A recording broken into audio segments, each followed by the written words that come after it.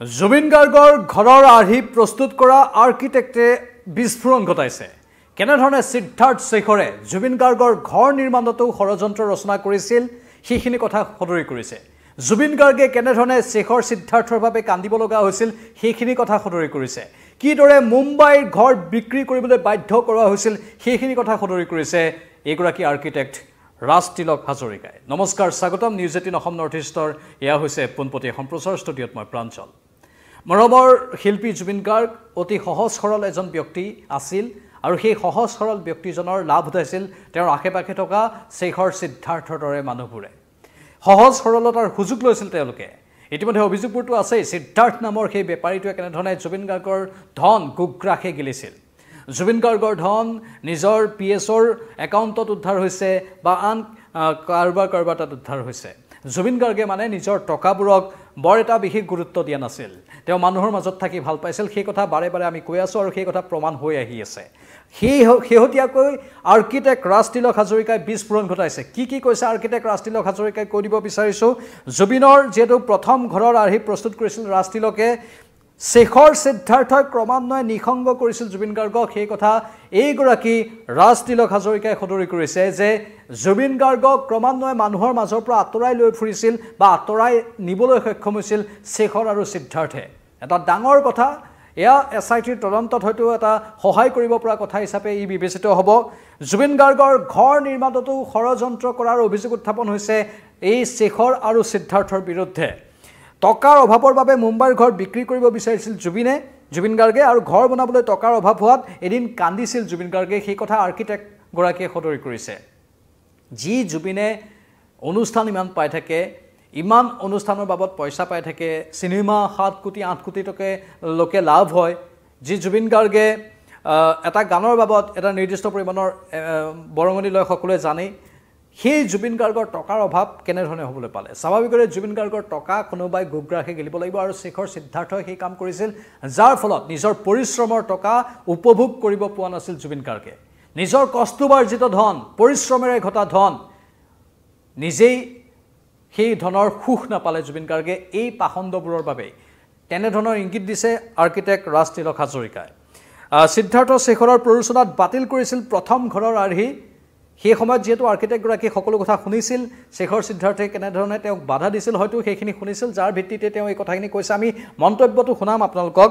খাৰঘুলিত heritage ঘৰ নিৰ্মাণৰ পৰিকল্পনা কৰিছিল জুবিন গাৰ্গে। চাওক, হেৰিটেজ ঘৰৰ এটা পৰিকল্পনা কৰিছিল, যিহেতু প্ৰকৃতিৰ মাজত থাকি ভাল পায়, অসমৰ কৃষ্টি সংস্কৃতিৰ লগত থাকি ভাল পায়, সেয়েহে হেৰিটেজ ঘৰৰ এটা পৰিকল্পনা কৰিছিল, কিন্তু তাত বাধা প্ৰদান কৰিছিল শেখৰ আৰু সিদ্ধাৰ্থতে। পিছলৈ মিউজিয়ামৰ নিচিনা কৰাৰো পৰিকল্পনা আছিল জুবিন গাৰ্গৰ, মানে মহৎ উদ্দেশ্য আছিল জুবিন গাৰ্গৰ খাৰঘুলিৰ সেই ঘৰটোক লৈ। মিউজিয়ামৰ দৰে কৰাৰ পৰিকল্পনা আছিল, কিন্তু হয়তো শেখৰ সিদ্ধাৰ্থই সেইটো হ'বলৈ দিয়া নাছিলে।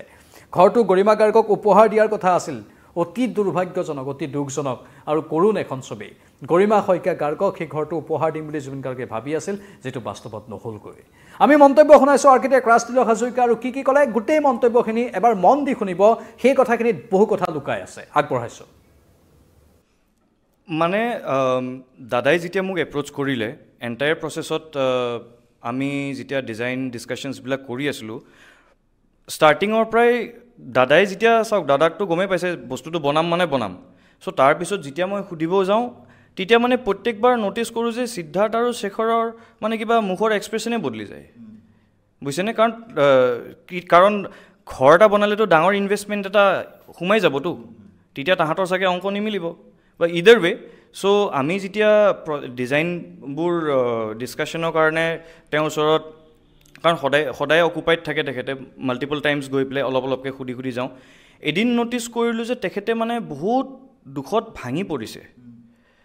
ছ' যেতিয়া আপোনাৰ পুৰণা মাটিটোত আমি গৈছোঁ, যেতিয়া পুৰণা ষ্টুডিঅ'টো আছিলে যোনটো এতিয়া ভাঙি গ'ল, ছ' তেতিয়া মানে তেখেতে মোক হঠাতে ক'লে, কথা পাতোঁতে যে তই নাজানো মই কিমান অকলশৰীয়া, তই নাজানো মই কিমান লোনলি, মোৰ একোৱেই নাই, মই একদম জিৰ'।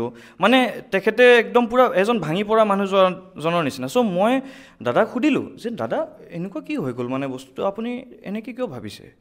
ছ' তাৰপিছত দাদাই কয় তই নাজানো মোৰ লাইবিলিটিজ কিমান।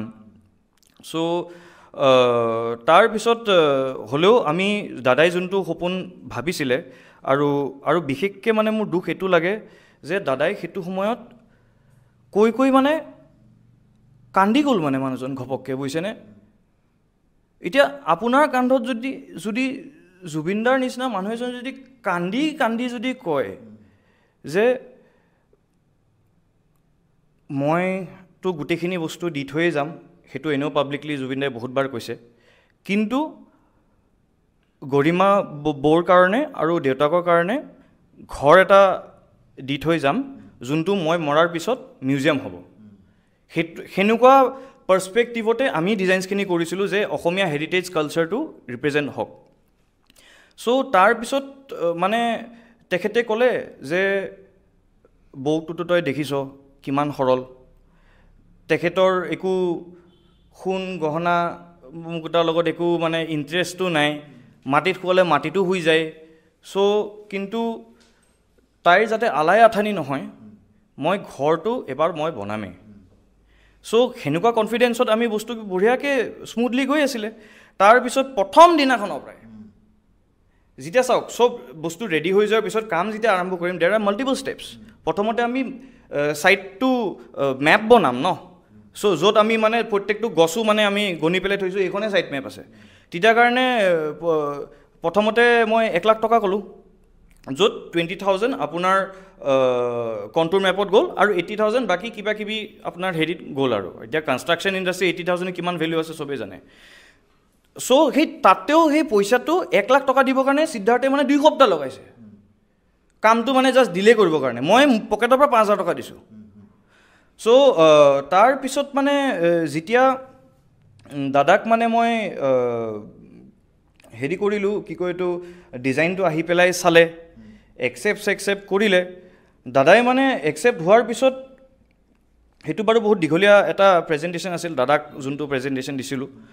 চ' যোনজন মানুহে 10 মিনিট চকীত বহি থাকিব নোৱাৰে, ইমান হাইপাৰ এক্টিভ চবেই জানে, 3 ঘণ্টা বহাইছোঁ ভাবক।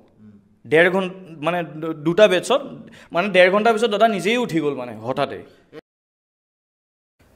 আৰু এইগৰাকী ব্যক্তিৰ ভাষ্য আপোনালোকে শুনিলে, গোটেইখিনি বৰ্ণনা দিছে, জুবিন গাৰ্গৰ কথা সতৰি কৰিছে, কেনেধৰণে তেওঁৰ কাষে বা আশে পাশে থকা একাংশ লোকে জুবিন গাৰ্গৰ ওপৰত মানসিক অত্যাচাৰ চলাইছিল, সেইখিনি কথাও সতৰি কৰিছে।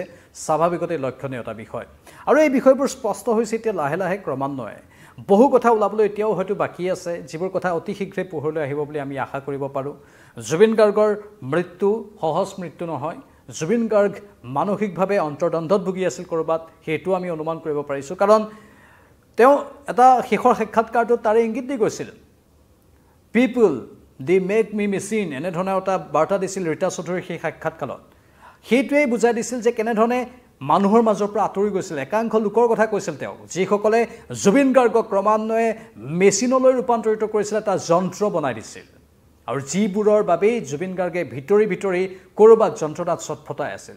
তেওঁ মুকলিমূৰীয়াকৈ থাকি ভাল পায়, মানুহৰ মাজত থাকি ভাল পায়। সেই জুবিন হৈ থকা নাছিল শেষলৈ।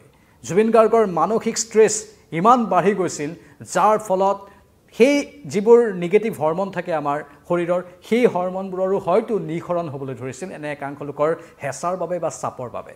আমি সকলোৱে জানো এটা বৈজ্ঞানিক বিশ্লেষণ যে মানুহ যিমানেই ষ্ট্ৰেছত থাকিব, যিমানেই চাপত থাকিব, সিমানেই আমাৰ শৰীৰত কিছুমান এনেকুৱা ধৰণৰ হৰমন নিৰ্গত হয় যিবোৰ আমাৰ শৰীৰৰ বাবে উপকাৰী নহয়। জুবিন গাৰ্গৰ ক্ষেত্ৰতো সেইবোৰেই হৈছিল নেকি? জুবিনক এটা মানসিক হেঁচা দিয়া হৈছিল তেওঁৰ আশে পাশে থকা এই সিদ্ধাৰ্থ বা শেখৰ দৰে মানুহৰ দ্বাৰা। তেওঁলোকে জানি বুজি এই কাম কৰিছিল নেকি জুবিন গাৰ্গক? সেই প্ৰশ্নবোৰ এতিয়া উত্থাপন হৈছে আৰু তাৰ উত্তৰ পাবলৈ আমি তদন্ত ক্ষীপ্ৰ হোৱাটো বিচাৰিছোঁ। আজি গৰিমা শইকীয়া গাৰ্গেও কৈছে তদন্ত আৰু অধিক ক্ষীপ্ৰ হওক, প্ৰতিটো তথ্য উদ্ঘাটন হওক আৰু অসমৰ ৰাইজে যাতে ন্যায় পায়, জুবিন গাৰ্গে যাতে ন্যায় পায়, সেইটোৱে সকলোৱে কামনা কৰিছে। আপোনালোকৰ মতামত কি কমেণ্ট বক্সত কমেণ্ট কৰি জনাব। পৰৱৰ্তী সময়ত আকৌ আহিম লাইভত। চাই থাকক নিউজ 18 অসম নৰ্থ ইষ্ট। নমস্কাৰ।